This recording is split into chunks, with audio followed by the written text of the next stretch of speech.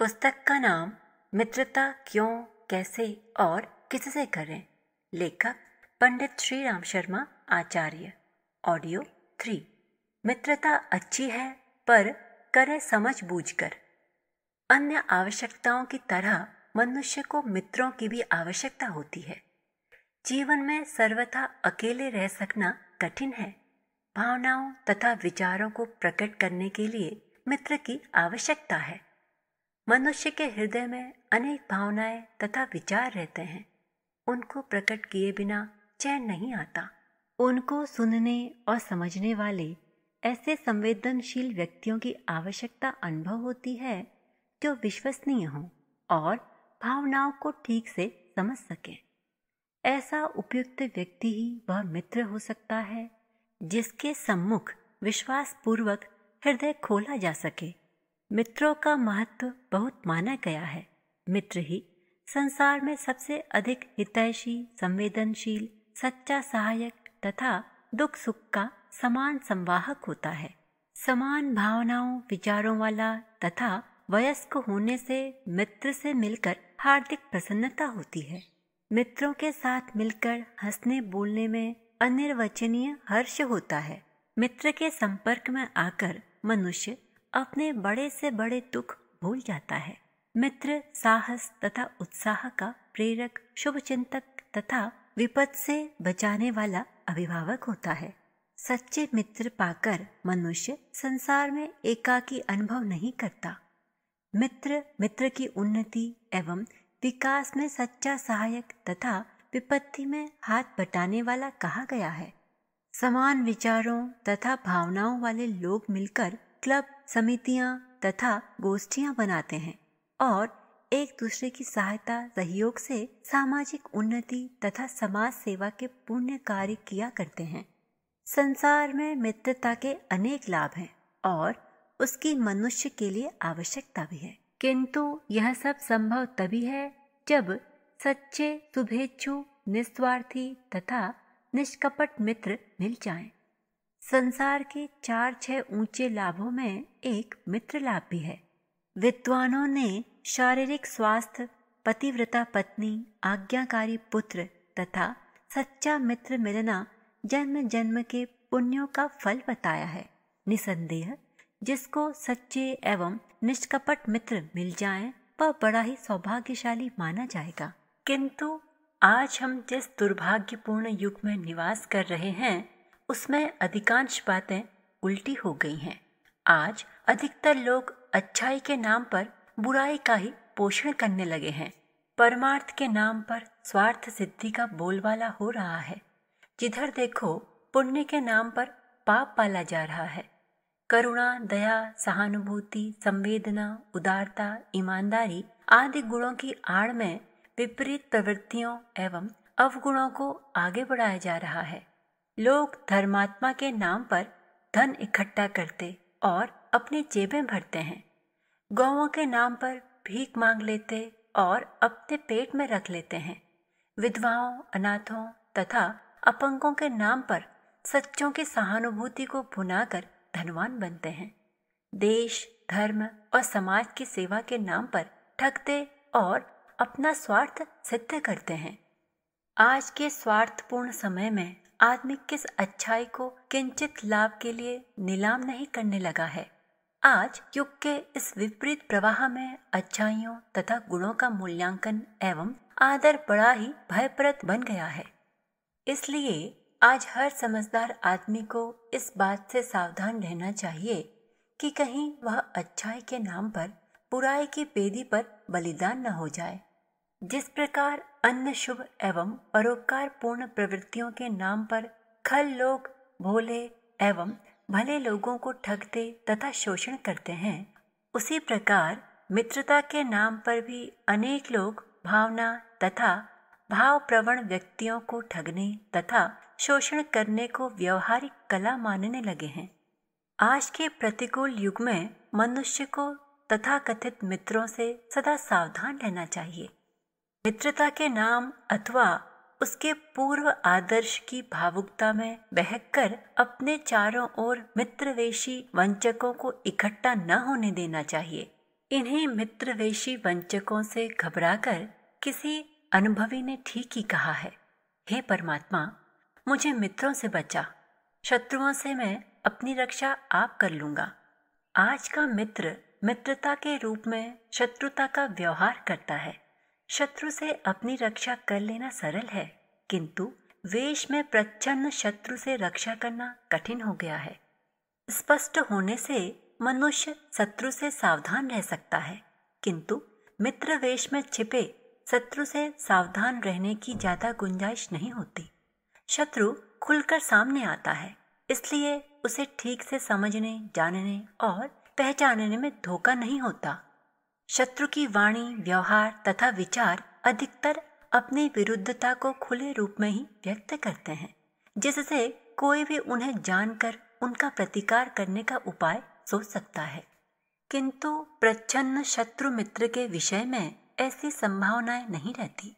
उसकी चाटुकारिता से भरी चिकनी चुपड़ी बातें, सद्भावना, भ्रामक नाटकीय व्यवहार तथा अंतरंगता से रंगे विचार अपना यथार्थ स्वरूप समझने ही नहीं देते, और कोई भी बेचारा भावुक एवं भला व्यक्ति उनके इंद्रजाल में फंसकर मारा जाता है। शत्रुता अच्छी चीज नहीं, फिर भी उसका निर्वाह करने के लिए साहस की अपेक्षा है। शत्रु खुलकर मैदान में आता और अपनी हर क्रिया प्रतिक्रिया से पुकार कर कहता है कि मैं विरोधी एवं अशुभ चिंतक हूँ, मुझसे सावधान रहने में प्रमाद न करना, अन्यथा किसी भी समय कोई हानि उठानी पड़ सकती है। किंतु आज का स्वार्थी मित्र, जिसे कमजोर एवं कायर शत्रु ही कहना चाहिए, इस प्रकार का साहस नहीं दिखा पाता। वह भाई, हितैषी तथा शुभचिंतक होने की डुग्गी पीटता और मित्रता के नाम पर हानियों में घसीटता रहता है। जब कोई कायर एवं कमजोर शत्रु अपने मलिन मंतव्यों को पूरा नहीं कर पाता, तब वह मित्रता का लबादा ओढ़कर बर्बाद करने का प्रयत्न करता है। ऐसे वेशधारी मित्रों से सावधान रहने में भूल करने वाले जीवन में अक्सर बड़ी बड़ी हानियां उठाया करते हैं। अनेक चालाक लोग अपना मतलब बनाने के लिए संपन्न, सुशील, सज्जन, भावुक तथा उदार मना व्यक्तियों के मित्र बन जाया करते हैं। वे उनकी कोई कमजोरी पकड़ लेते और उसी के आधार पर तरह तरह से शोषण किया करते हैं। अपना वक्त काटने तथा मनोरंजन करने के लिए उनके पास जा पहुंचते हैं। तरह तरह की गप मारते, चाय शरबत उड़ाते, बीड़ी, सिगरेट, पान, तंबाकू, यहाँ तक कि शराब, भंग आदि की अपनी हाजत पूरी करते हैं।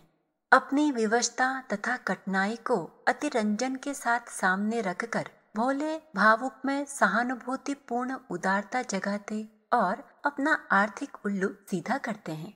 अनेक चालाक लोग मित्र बनकर निर्व्यसनी व्यक्तियों को व्यसनी बना डालते हैं। कुछ दिन कुछ अपने पास से खर्च करके फिर जीवन भर उसका लाभ ब्याज के साथ उठाया और मौज उड़ाया करते हैं, और इस प्रकार भोले भावुक तथा विश्वासी व्यक्तियों को न जाने कितनी चारित्रिक तथा आर्थिक हानियां पहुंचाया करते हैं।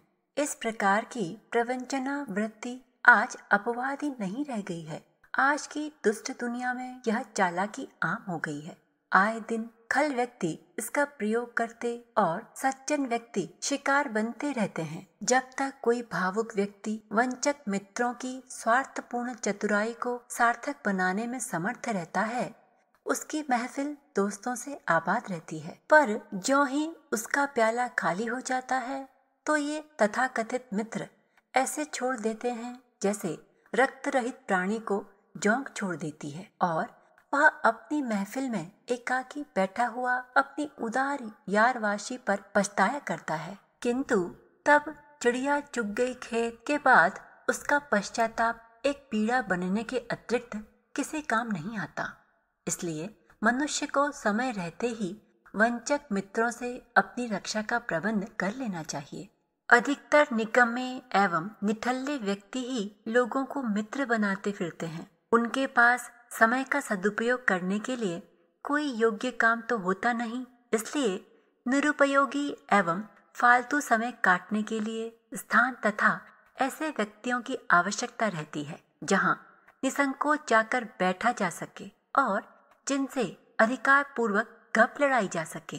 संसार में सब तरह के व्यक्ति मौजूद हैं, अस्तु निठल्ले लोग भोले, भावुक तथा सहनशील लोगों को खोजकर किसी न किसी बहाने उनके मित्र बन जाते हैं और अपना फालतू समय यापन करने का प्रबंध कर लेते हैं। निकम्मे आदमियों के पास समय ही समय होता है, घर बैठकर काटने में जी उबता है। किसी रेस्टोरेंट में जाने पर कुछ खाना पीना होगा, सिनेमा के लिए टिकट खरीदना होगा, सैर सपाटे के लिए भी साथी तथा पैसा चाहिए। पढ़ने लिखने से उनका संबंध नहीं होता। पुस्तकालय तथा वाचनालय उन्हें काटने, विद्वान तथा साधुजनों के सत्संग में न तो उन्हें रस आता है और न उन मनुष्यों के संपर्क में आने का साहस होता है। समाज सेवा, देश सेवा अथवा जन सेवा उनके लिए बेकार की चीज होती है। तो आखिर फालतू समय कैसे और किसके पास काटा जाए?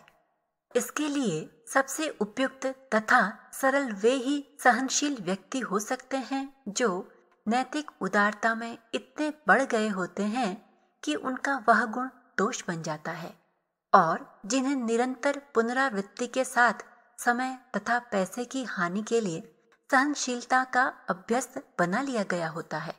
अतः निठल्ले लोग ऐसे अनिषेधशील व्यक्तियों को खोज लेते हैं, उनके मित्र बन जाते और बिना इस विचार के कि इन बेचारों के पास कोई काम भी होगा, अपना फालतू समय यापन करने के लिए दूसरों के समय की बर्बादी किया करते हैं। किसी भी सावधान आदमी को ऐसे निठल्ले व्यक्तियों की मित्रता से अपने पैसे तथा अपने समय की रक्षा करनी ही चाहिए। इस प्रकार के तथाकथित निठल्ले मित्र मनुष्य को नैतिक, चारित्रिक, आर्थिक हानि किया करते हैं, सो तो किया ही करते हैं। सबसे बड़ी शत्रुता यह करते हैं कि किसी से नाम मात्र के मनोमालिन्य को बढ़ाकर शत्रुता की सीमा तक बढ़ा देते हैं। वे जानते हैं कि विरोधी की बुराई करने से कोई भी व्यक्ति शत्रु का शत्रु मित्र के सिद्धांतानुसार मित्र ही नहीं बन जाता, बल्कि घनिष्ठ एवं विश्वासी मित्र बन जाता है। और